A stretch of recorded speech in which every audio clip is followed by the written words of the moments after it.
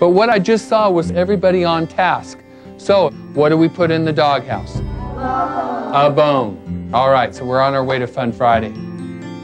Eyes this way, please. Let's review the rules that we have, individual rules. These are for you to make sure that you're doing the correct choices.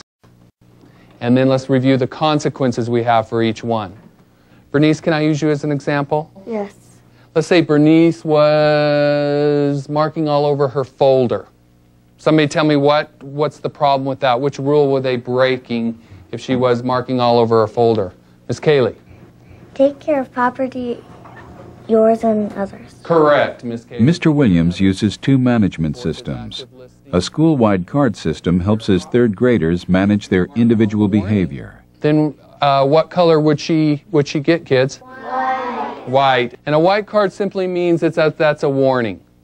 Nothing happens. It just means that you haven't been following the rules and that you really need to pay special attention to the rules. There's not one way to deal in the classroom. You need to especially if you're a rookie teacher, you need to get out there and experiment and decide what works best for you.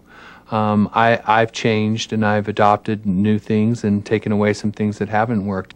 Check out what your peers are doing and try those things as well. They may work for you or they may not. We've talked about the individual rules and the consequences that follow. Now I want to talk about us as a team. It's very important as a class that we work together as a team and be able to do things together.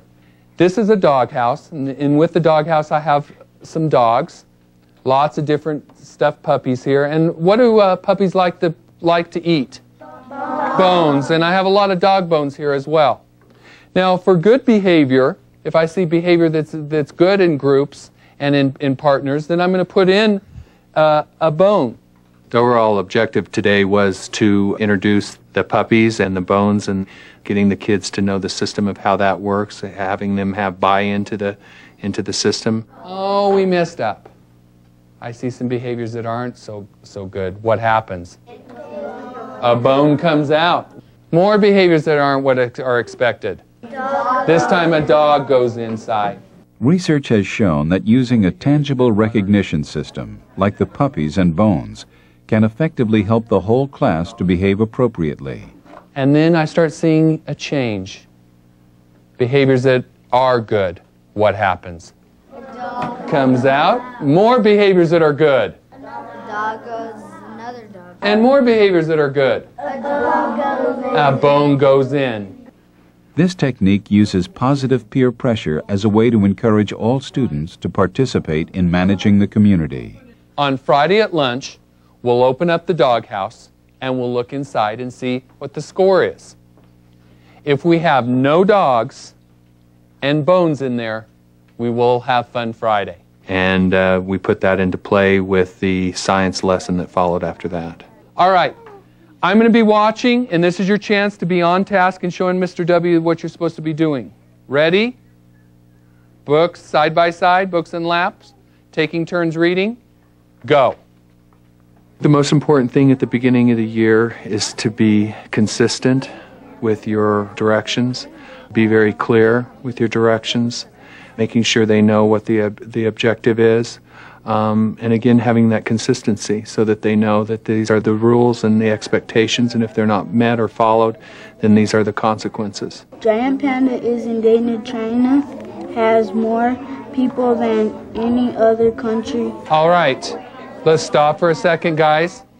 What I saw was most kids that were on task. So what am I going to put into the doghouse since I saw everybody on task here? A bone. All right, Jason, go put a bone in. It's very important that you earn the kids' trust, but also keep that respect that you're the teacher and that you're in that role.